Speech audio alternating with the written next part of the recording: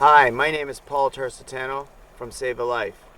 More and more people are venturing into the outdoors.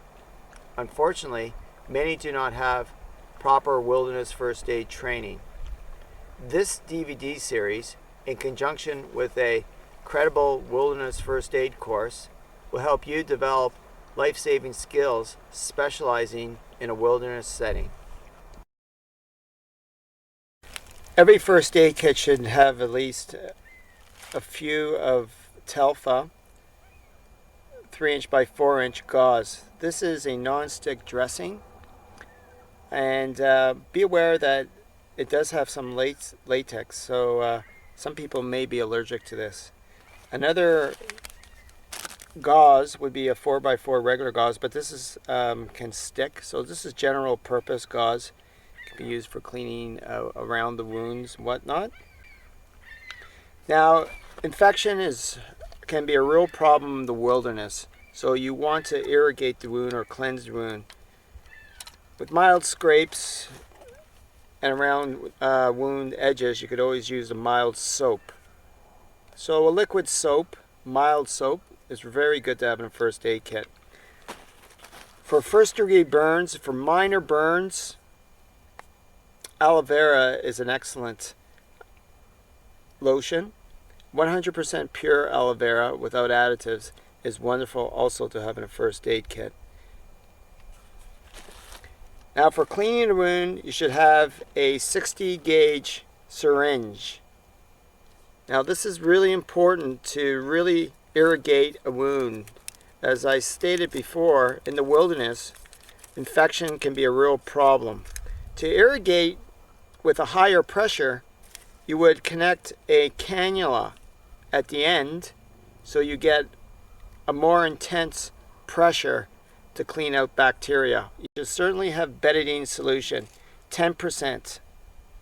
This betadine solution can be mixed with water to make a very light tea color of a solution to irrigate wounds, and also to sterilize your utensils and medical tweezers, whatnot. 100% full strength betadine should not be placed in a wound. Only for very severe animal bites and punctures. You must also caution the patient whether or not they have an allergy to betadine. You should invest in a high quality tweezers, ones that have very fine points to take fine slivers out. And all this fits right inside the syringe with the blunt cannula, and the tweezers can be easily placed and contained in your 60cc syringe. For shaving hair around the wound, a rake razor is important to have as well. Seri strips are strips which will be used to close a wound. However, when closing a wound, it should certainly be irrigated very well with minimal amount of infection. Closing wounds should be discouraged in the wilderness unless it's absolutely necessary. And also, if you could irrigate that wound as well as inspect for infection. So a Seri strip is used for closing a wound after it's been cleaned. Hiker's worst nightmare are blisters, so moleskin is very good to have as well for preventing and also treating blisters. A lot of people have problems with tape sticking, especially while hiking and whatnot. This Faro's balsam actually is used to make the skin very sticky so tape can stick to it. Also a good solution to put in your wilderness first aid kit. It should be applied with some cotton, whatnot, as it can get very sticky. For wrapping a wound, you want to use cling. This is far better quality than gauze, as it does stretch a little bit. So cling in itself is excellent for holding a dressing in place. For fracture care and also other type of wounds, in regards to applying a splint or cutting away clothing, a pair of paramedic scissors is an excellent investment. Note the color, orange, so they can be easily found rather than the black handle. You also want a saw. A portable saw is excellent for cutting poles to possibly carry somebody out of the wilderness, but more specifically for cutting splints. You may have to utilize your pack or whatnot, but that's the last resort. You want to cut live branches to make a leg splint or an arm splint. These are some modern splints or industrial splint. It's a quick splint, and this is very light and can be utilized in many ways. Also a very good item to have in your wilderness first aid kit. This may resemble a tensure bandage, however this is a crepe bandage. The difference is that the crepe bandage does not impair circulation as much as a tensure bandage would. This is an excellent bandage when applying a splint or holding a splint in place. You may also want to utilize webbing when applying a splint, some form of string when applying a traction splint, and also the old traditional triangular bandage is very important. Now with the triangular bandages, I like to have them extra long than the traditional triangular bandage. And also cotton and yellow, that way it's easily found. You can see the very large size of this triangular bandage.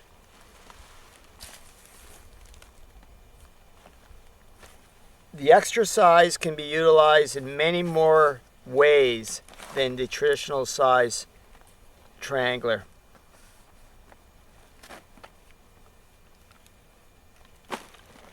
When skiing, you could fasten or make something like this to have the poles go through this end in creating a splint, which will be usually taught in many wilderness first aid classes.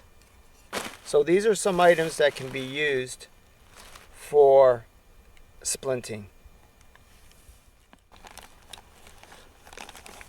When dealing with a patient or someone who has been injured, you should certainly be careful in regards to communicable diseases. So you have to protect yourself and the patient as well. So in your kit, you should have non-latex gloves, as well as when administering artificial respiration, you should have a mask with a one-way valve to protect yourself, and the filter is connected here. Now these masks also have a oxygen port, so if there is oxygen around, you can connect the oxygen to that port, giving more oxygen to the patient while ventilating.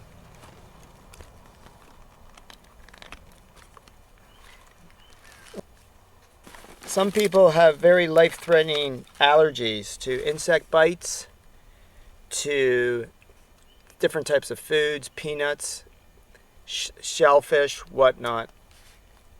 I strongly recommend to carry an EpiPen and have the proper training with an EpiPen, which contains epinephrine.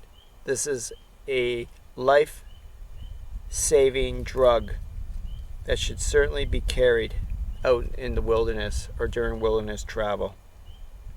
Please consult with your doctor or know the people in your group or in your party medical conditions or concerns. Get the proper size EpiPen or the right dosage.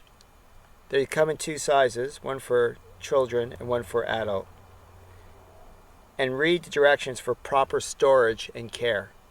As all medications, note the expiry date and proper storage in regards to temperature and whether or not to keep it out of sunlight. You can see with my personal kit,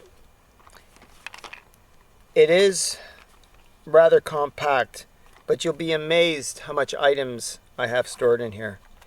See, it was placed in a waterproof bag, easy to open, and when I open it up, you can see I have the EpiPen, as I talked about. I have a disposable airway management right here, or a protective device for administering artificial respiration, which is disposable. I have triangular bandages, 3 of them, that have been sealed in a vacuum sealer to save space. When I open this up, you can see I have Telfa and gauze. I have small paramedic scissors, a razor. I also have seri strips, bandages, and Opsite. When we open this up,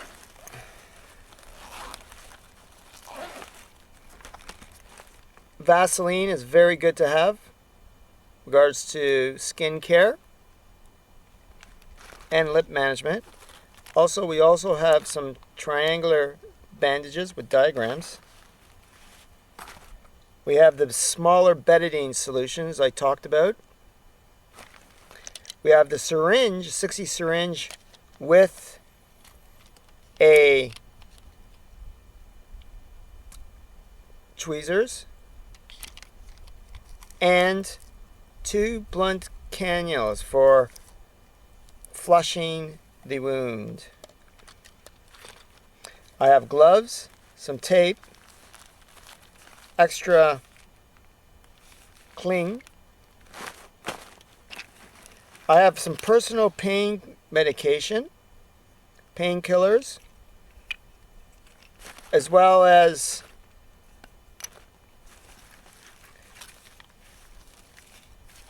some aspirin,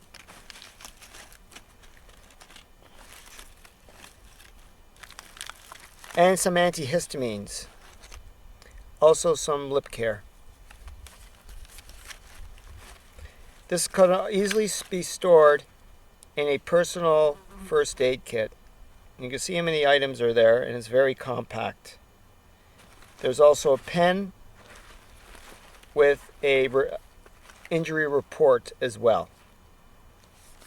Your water travels safe, and having your equipment, first aid equipment, dry should be placed in a waterproof container and flagged as first aid.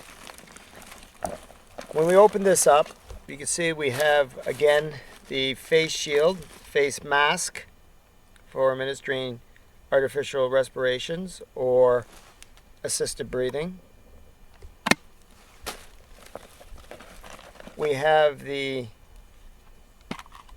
extractor for insect or snake bite,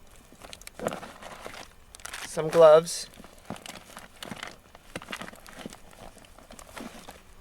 We also have epinephrine. If you are trained and know how to use vials of epinephrine, should be carried as well in conjunction with the EpiPen, only with proper training, such as a paramedic, doctor, or nurse, who use vials of epi during their career or actually on their job.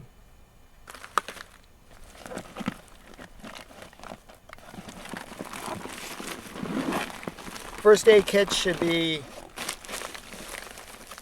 or the items should come out, should be easily accessible. You can see it this way. It's easily rolled out. You can find items quite easily.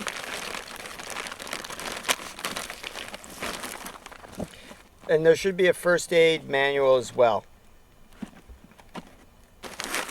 This is all stored in a waterproof container. As mentioned with the bigger kit, the group kit, you can see a lot more items are there just to meet the needs of the group and the terrain. Items can be easily found and administered.